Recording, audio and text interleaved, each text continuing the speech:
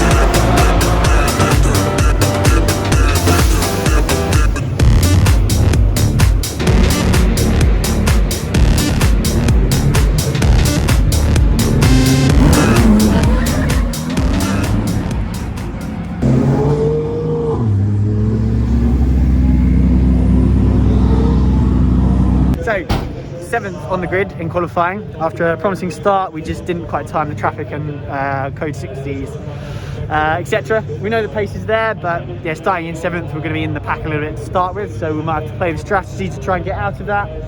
However, look at the sectors, car looks fast, drivers are going to be fast. So yeah, 4 hours ahead of us. Let's see what we can make of it.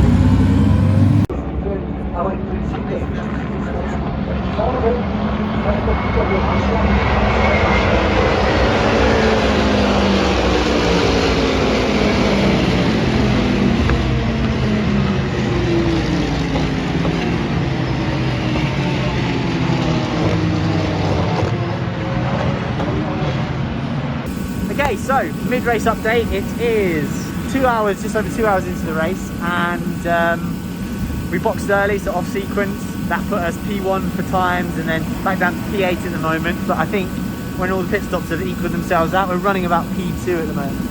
We got stuck in traffic at the start, which is a shame. We lost quite a bit of time to the front two cars, but once we boxed out of the traffic, the car looked super fast. So Ben's now in the car. Looks like he's continuing on that pace that Chris had as well. Hopefully that can close the gap to the cars ahead, and then me into finish. So yeah, looking forward to the fight at the end.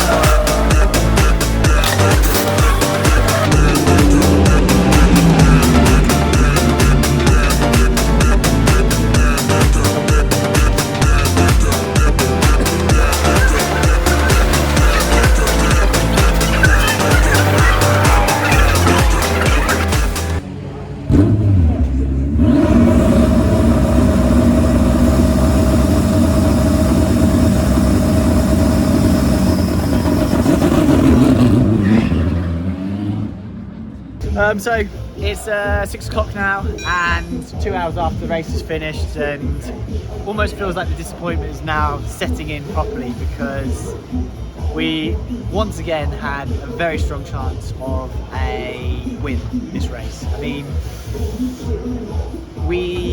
from the mid-race update, we were running P1 sort of slightly offset with the leaders. We think we made that time, we lost some time because of a code 60, but then we were making that time up. Coming to the final stint, we were P3, we literally just got into P2, having passed the Falcon Porsche, which had an accident right in front of me.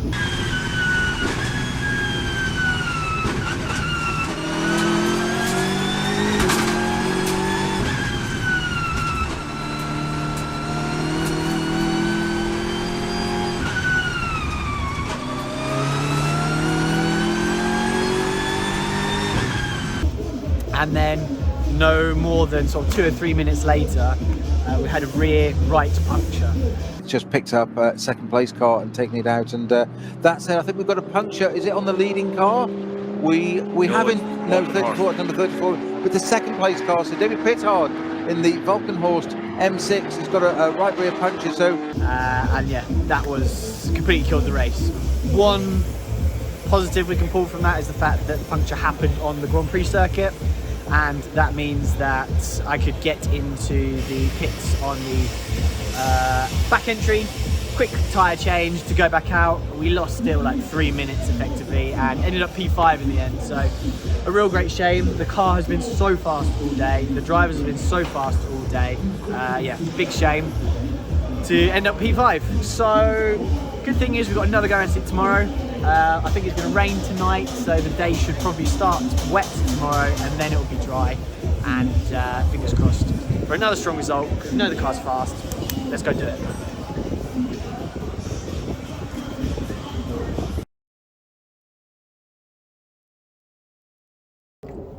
Good morning from Sunday at Nurburgring for NLS 6. Slightly more overcast and a lot less rain has fell overnight than expected, and it should remain dry for the rest of the day. So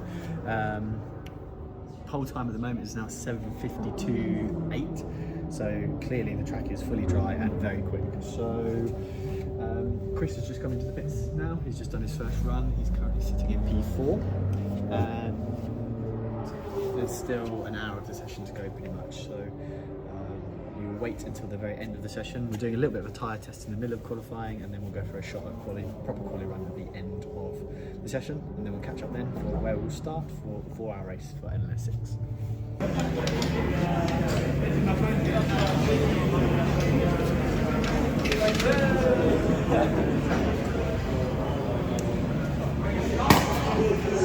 So there we have it. The GOAT, the greatest of all time, Christian Cronjes gets his qualifying lap record back. And that's pole for NLS 6, which is mega. Really, really good. I mean, yeah, the car was so fast yesterday, and Chris has just hooked the lap up completely and broken the 7:52 second barrier to do a 7:51. So, yeah, that's pole position for NLS 6. I'll be starting. Can't wait. Let's go. Bring this home. It's coming home today at the circuit and at Wembley later on as well. So, very happy team boss gave us a few words of wisdom before I had to dash off, get changed to jump in the car to start the race. And this is what rolling onto pole position at the Nurburgring looks like.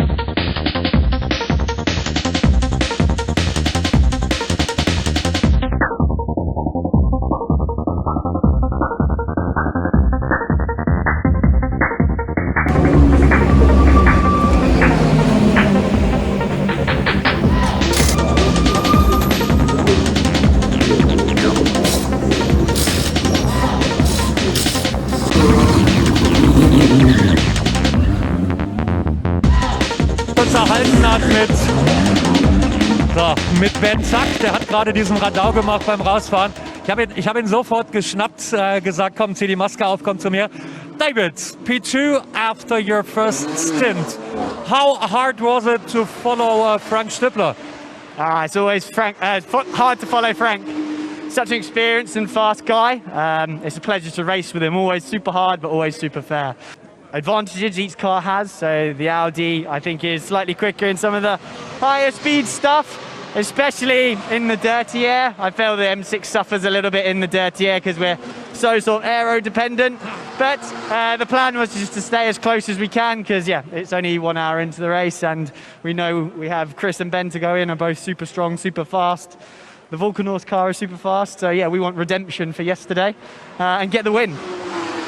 So filming the Phoenix car leaving its final pit stop, you can see the gap between the Phoenix car and our number 34 car at pit exit. I thought it was going to be closer, I must admit. It left Christian with a bit of work to do, but with just under an hour to go, we had full faith in him. And with 7 minutes to go, the opportunity arose and Christian took it.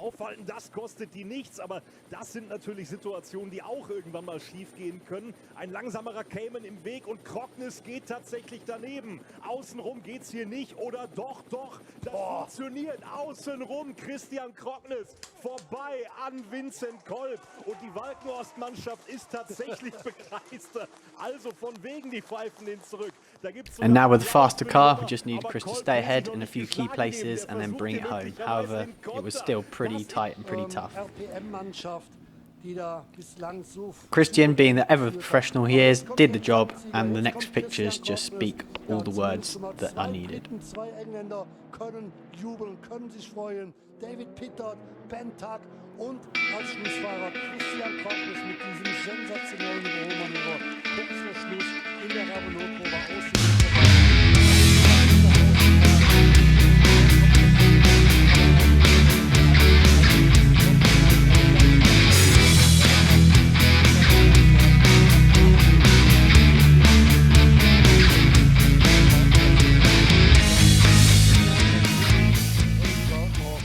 All that was left to do then was to enjoy the spoils of the day.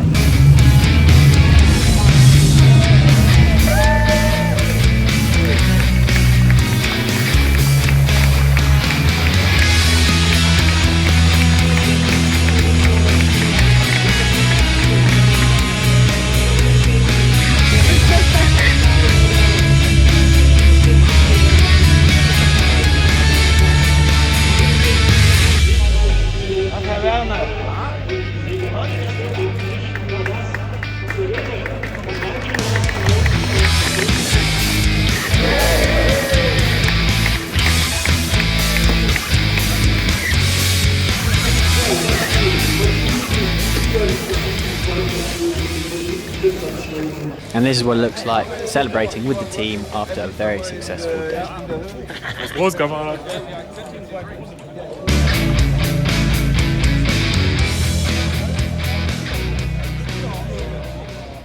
And as you can see, the end result, winners of NLS 6 2021.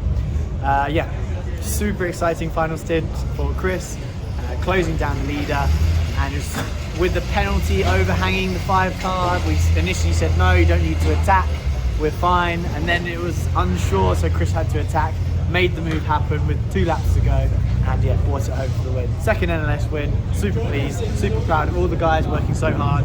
It's not been a great year so far, so this is a little bit of redemption for the rest of the year and a whole lot of redemption from yesterday. So signing off from a pretty productive weekend at NLS 5 and 6. Until next time, good start.